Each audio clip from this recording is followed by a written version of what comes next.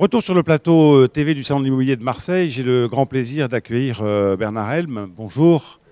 Bernard Helm, que tout le monde connaît à Marseille, puisque d'abord vous êtes administrateur de l'AFNAIM. Tout à fait. Mais vous avez aussi été président au niveau départemental et régional. Et régional PACA. Donc une voix autorisée pour parler du marché de l'immobilier. D'abord parce que... Observateur depuis longtemps. Observateur depuis longtemps, puis acteur surtout depuis longtemps. Également, oui. Avec un marché qui, on le disait dans les précédentes émissions, est à la reprise, en tout cas en PACA, c'est net. Quels sont les signes les plus, je dirais, les plus évidents de la reprise? Bien sûr, il y a les commandes au niveau du neuf, mais quels sont les signes qui font qu'on dit oui, c'est en train de reprendre? C'est en train de reprendre, je le vois avec mes collaborateurs. Il y a effectivement une demande beaucoup plus soutenue. Alors, ce qu'on pourrait dire, si on rentre un petit peu plus dans le détail, c'est qu'effectivement, il y a un nombre de ventes qui, cette année, dans l'ancien, devrait être très satisfaisant. Et comme on dit souvent entre professionnels, il y a un peu plus, beaucoup d'achats raison, un petit peu moins d'achats passion. Ce qui fait que les achats résidences secondaires sont quand même bien rétrécis, entre guillemets, comme avant. Par contre, beaucoup de gens, y compris... Alors bien sûr, les taux d'intérêt étant bas, mais également la peur de l'avenir, la peur d'avoir une retraite insuffisante, veulent un toit. À la fois des primo-accédants et des gens d'un âge un peu plus mûr, qui veulent absolument acheter une résidence principale. Oui, tout est au vert pour les acquéreurs finalement. Les taux qui sont bas, les prix absolument, les prix qui se sont stabilisés, voilà, ils ont diminué un petit peu. Ça fait un bon moment que ça n'a pas vraiment augmenté, voire un petit peu baissé. Donc voilà. Quelles sont les postures des acheteurs et des acquéreurs aujourd'hui par rapport à il y a, on va dire, une dizaine d'années? Est-ce qu'il a changé l'acheteur? Alors oui, les acheteurs, c'est très caractéristique, se documentent beaucoup plus. La crise, à l'époque, les gens ne réfléchissaient pas en se disant c'est simple, mon appartement il va prendre 5 ou 10% tous les ans, donc j'achète, je verrai bien. Maintenant, les gens n'ont plus la certitude que les biens vont prendre une ascension fulgurante, donc effectivement, ils surveillent tout, ça va du foncier, l'État, et effectivement... On a définanciarisé un petit peu l'immobilier, c'est ça, hein? Oui. Avant, c'était l'investissement pour revendre beaucoup plus cher qu'on a acheté. Tout à fait, tout à fait. C'est ce qu'on appelle un peu l'achat-raison. Oui, l'achat-raison par rapport effectivement à l'achat financier. Voilà. Vous qui connaissez bien Marseille, on va prendre un exemple. 1980, les années 80, toute la zone sud, c'est-à-dire Bonneveine, la Vieille-Chapelle, Marseille-Vert, est une zone presque en jachère, et acheter à cet endroit-là, à cette époque-là, c'était le moment. Tout à fait. Alors on va se projeter un petit peu, on est en 2015.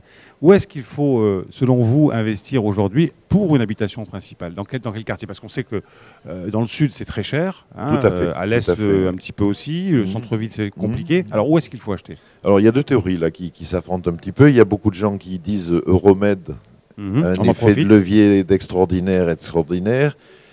C'est quand même il y a une spécificité, j'y arriverai à le dire, marseillaise. Les gens aiment quand même très fort la proximité de la mer, des terrasses. C'est ce qui fait qu'à Marseille, il y a un peu moins d'attrait pour le centre-ville que par exemple à Lyon ou à Paris, où il n'y a pas cet attrait de la proximité, ou à proximité de la mer et du soleil. Donc, si on peut avoir le choix et les moyens, je donnerais plutôt une priorité sur ce que vous venez de dire, les quartiers sud, avec une spécificité marseillaise. Regardez la rue de la République. À Paris, ce serait le truc le plus extraordinaire. À Marseille, c'est un peu plus difficile. Et alors, sur le côté nord, finalement, de Marseille, quand on part, on voit qu'il y a des programmes qui se montent un petit peu, notamment dans le périmètre d'Euroméditerranée. Ça vaut le coup, par exemple, d'investir du côté de l'Estac ou un peu avant l'Estac, dans des quartiers qui sont un peu difficiles, mais peut-être que dans 20 ans, ce sera... Tout à fait. On avait un petit peu oublié, mais l'Estac est un endroit merveilleux, pittoresque, avec les coutumes, les traditions. Et effectivement, ça s'était paupérisé. Euromed est en train, et depuis un petit moment, je crois que ça fait un moment depuis le début, de dépaupériser toute cette zone. C'est pour ça qu'il y a les deux qui s'affrontent, ce quartier sud avec la mer, les extérieurs, et un quartier qui est en mouvement énorme. Et pour un investisseur, c'est intéressant d'aller acheter dans des programmes neufs, par exemple, dans ces quartiers-là? Grâce effectivement à la loi Pinel sur la défiscalisation.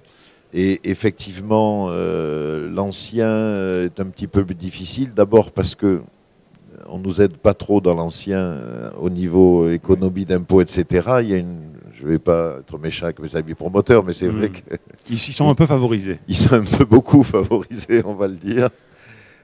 Et donc, pour des investisseurs, on ne peut pas dire que ce n'est pas intéressant, d'autant plus qu'avec l'évolution sociologique, les gens veulent absolument avoir de plus en plus un parking et un extérieur. C'est ce qui, effectivement, pour un investisseur, avoir un appartement, nous on le voit, on est administrateur de biens, avoir ces deux choses en permanence, c'est très bon pour l'investissement. Un mot sur la location. On a fait le constat, et on fait le constat que les loyers baissent de manière assez significative, même si c'est 5%, 7%. Bon. Tout à fait. Il y a même négociation quelquefois entre le loueur et le bailleur. Tout à fait. Bon alors, on vient d'en parler. Il y a eu effectivement à Marseille, tant mieux, beaucoup de neufs, donc il y a la concurrence. La difficulté, les propriétaires bailleurs ne sont pas tous forcément des gens très fortunés. Je vais, mes 5 minutes râler, ils ont été accablés de fiscalité, le double, les fonciers ont doublé, etc. Donc c'est un petit peu souvent moins bien entretenu. Et nous, notre métier administrateur de biens, c'est de dire, monsieur, maintenant, si votre appartement ne se remet pas un petit peu aux normes et au goût du jour, on ne le loue plus. Ou on baisse fortement le loyer. Oui, donc il y a ça cette tendance. Et c'est valable pour l'appartement, c'est valable pour les communs aussi. Tout à fait. Des ravalements, des peintures à faire. Tout à fait. Dans l'ancien, vraiment, il faut garder un standing. Sinon... Donc votre conseil, c'est de dire, même si ça vous coûte, ça vaut vraiment le coup de mettre un peu d'argent. N'oublions pas, c'est un patrimoine qui vous appartient. Donc c'est pas uniquement une dépense idiote, c'est constructif pour l'avenir. Alors le président national était sur ce plateau hier. Il a été assez virulent. Enfin, il est d'abord, il fait dans son rôle, hein, il défend les intérêts de ses membres. Je voudrais qu'on fasse un peu un zoom sur l'aspect un peu législatif. Alors, si on l'entend, les pouvoirs publics ne sont pas à la hauteur. Pour faire simple, je résume. Pourtant, il y a quand même des choses qui ont été mises en place. Il y a la loi, bon, Pinel, bien sûr, on en parlait, la loi Allure, la loi Macron. Les promoteurs dans le neuf disent que la loi Macron, par exemple, a boosté un petit peu leur activité. Qu'est-ce que vous, en tant que professionnel, vous reprochez finalement à l'encadrement législatif de l'immobilier? Philosophiquement un petit peu, mais chacun est libre d'avoir ses opinions. On pense vraiment, et Jean-François Bié hier est exactement en phase avec moi, on a tous été vraiment surpris qu'un gouvernement dise les loyers, c'est nous qui allons les calculer. Je prends toujours l'exemple, j'ai mes bureaux rue Jean-Mermoz, il y a un immeuble en face, déjà sur les prix ou les prix de location, entre le rez-de-chaussée où tout le monde passe devant et le dernier étage plein sud avec une immense terrasse, ça nous paraît, nous, complètement aberrant qu'on puisse faire une statistique en disant dans tel endroit c'est tel prix. Ça va plus que du simple au double dans un même immeuble entre un rez-de-chaussée. C'est pas normal. Ça, pour nous, c'est, voilà, Jean-François l'a très bien dit hier, pour nous, c'est pas la bonne solution. Voilà.